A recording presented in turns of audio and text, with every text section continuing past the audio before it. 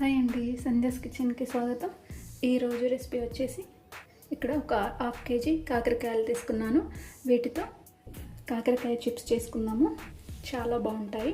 ముందుగా వీటిపైన కొంచెం తీసేసుకుంటే ఇలా చాపర్తో కొంచెం తీసేసుకోవాలి.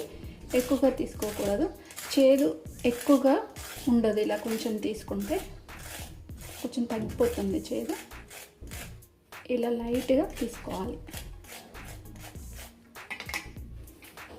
అన్నీ కూడా ఇదే విధంగా కొంచెం తీసేసుకోవాలి.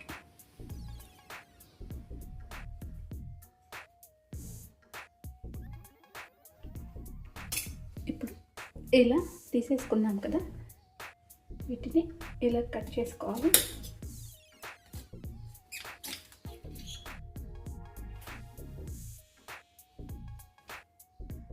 ఇలా కొంచెం క్రాస్గా కట్ చేసుకోవాలి.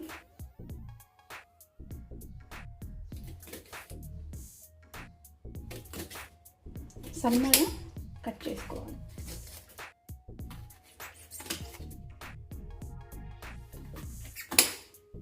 ఇందులో ఉన్న గింజలు ఏమీ కూడా తీసేయని అవసరం లేదు.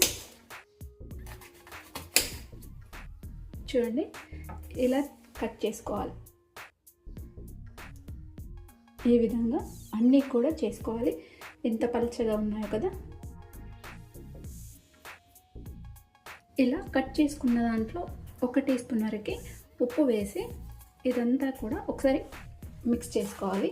ఇలా మిక్స్ చేసుకొని మనం ఉప్పు వేసాం కదా, ఒక 15-20 నిమిషాలు పక్కన పెట్టుకుంటే కొంచెం చేదు అనేది తగ్గిపోతుంది. వాటర్ కూడా వస్తాయి. ఇలా ఉప్పు వేసి నానబెట్టడం వలన చేదు కూడా తగ్గిపోతుంది. ఇలా మొత్తం అంతా కూడా కలిపేసుకోవాలి. మంచి ఉప్పు అంతా కూడా పట్టేలా కలిపి 20 మినిట్స్ పక్కన పెట్టేద్దాము. ఇప్పుడు పక్కన పెట్టాము కదా 20 మినిట్స్. ఇందులో ఇలా కొన్నిగా తీసుకుంటూ ఇలా నీళ్ళు అనేది పిండేసుకోవాలి. ఇందులో నుంచి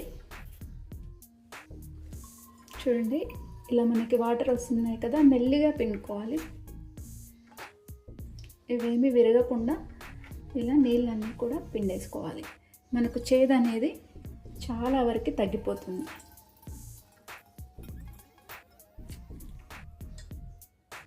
ఇలా పిండేసుకొని వేరే ప్లేట్లోకి తీసేసుకోవాలి.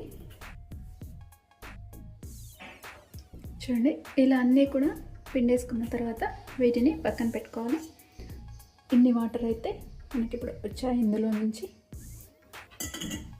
ఇప్పుడు వీటిని పక్కన పెట్టేసుకుందాము. ఇప్పుడు ఒక గిన్నె తీసుకొని ఇందులో ఒక 2 టేబుల్ స్పూన్ల వరకు కార్న్ ఫ్లోర్ వేసుకోవాలి. అలాగే 2 టేబుల్ స్పూన్ల వరకు శనగపిండి కూడా తీసుకోవాలి.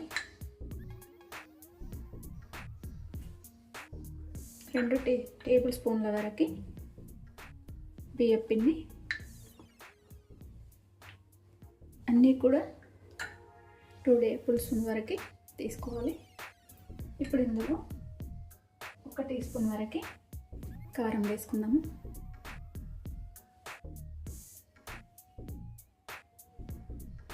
ఇందులో 1/2 స్పూన్కి తక్కువగా ఉప్పు వేస్తున్నాను.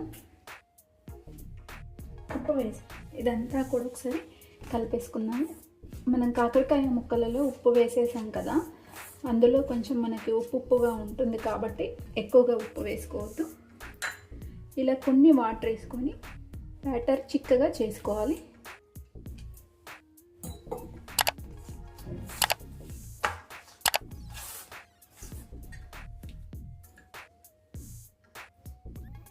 చూసుకుంటూ వేసుకోవాలి వాటర్.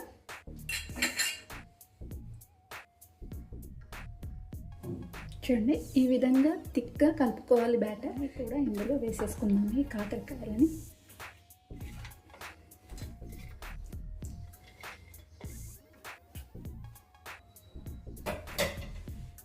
వీటికి కోటింగ్ అయ్యేలా ఇలా కలిపేసుకోవాలి.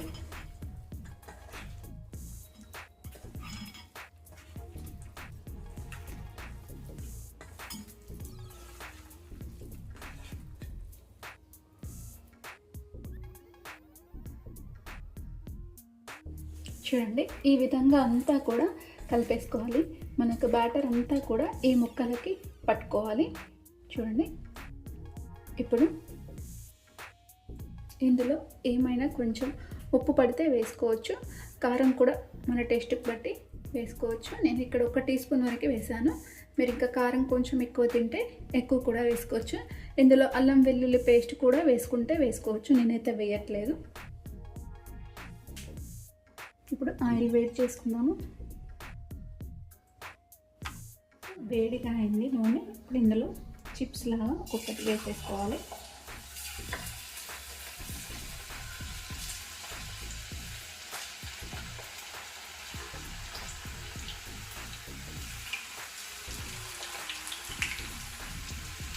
ఇలా విడివిడిగా వేసేసుకోవాలి.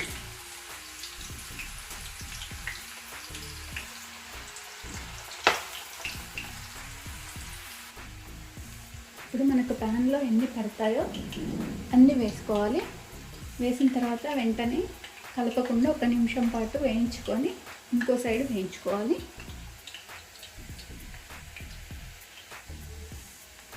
ఇప్పుడు ఇంకో సైడ్ ఇలా తిప్పుకున్నాము.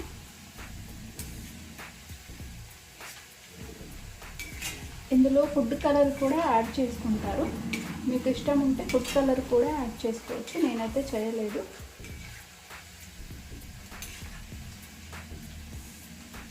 ఇప్పుడు ఇవి క్రిస్పీగా అయ్యే వరకు ఒక 5-6 నిమిషాలు మీడియం ఫ్లేమ్ మీద, హై టు మీడియం ఫ్లేమ్ మీద వేయించుకోవాలి.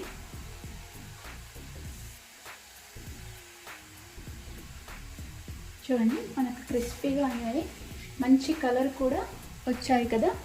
ఇప్పుడు ఈ టైంలో వీటిని టిష్యూ ఉన్న ప్లేట్లోకి తీసేసుకుందాము. ఎక్స్ట్రా ఆయిల్ అంతా కూడా అబ్జర్వ్ అయిపోతుంది. మనకు తెలుస్తాయి, క్రిస్పీగా అయ్యే వరకు వేయించుకుంటే సరిపోతుంది.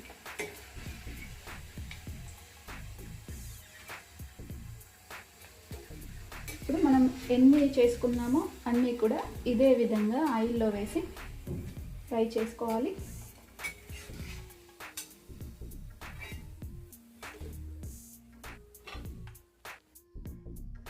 ఇంతేనండి, కాకరకాయ చిప్స్ రెడీ అయిపోయినాయి.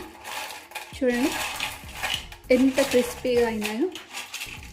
పిండి కూడా కలుపుకునేటప్పుడు ఇంకా కాస్త ఏమైనా పిండి పడుతుంది అనుకుంటే కొంచెం బియ్యం పిండి వేసుకోవచ్చు, అలాగే కొంచెం శనగపిండి కూడా వేసుకొని కలుపుకోవచ్చు. ఉప్పు మాత్రం చూసుకొని వేసుకోండి, మనం ఉప్పు వేసి నానబెట్టుకుంటాం కదా, ఎక్కువగా ఏమీ పట్టదు. చాలా చాలా బాగుంటాయి, చాలా టేస్టీగా ఉంటాయి, క్రిస్పీగా ఉంటాయి. వీటిని పిల్లలు కూడా ఇష్టంగా తింటారు. బాగా చేదేమి ఉండదు, కొంచెంగా చేదు ఉంటుంది. నెల రోజుల వరకు మనకు స్టోర్ చేసి ఉంచుకోవచ్చు. చూడండి ఎంత క్రిస్పీగా ఉన్నాయో. చాలా సింపుల్గా చేసుకోవచ్చండి, ఈజీగా, చాలా త్వరగా అయిపోతుంది. మీరు కూడా ఈ రెసిపీని ట్రై చేయండి, అలాగే లైక్ చేయండి, షేర్ చేయండి, నా ఛానల్ సబ్స్క్రైబ్ చేయండి. Thanks for watching.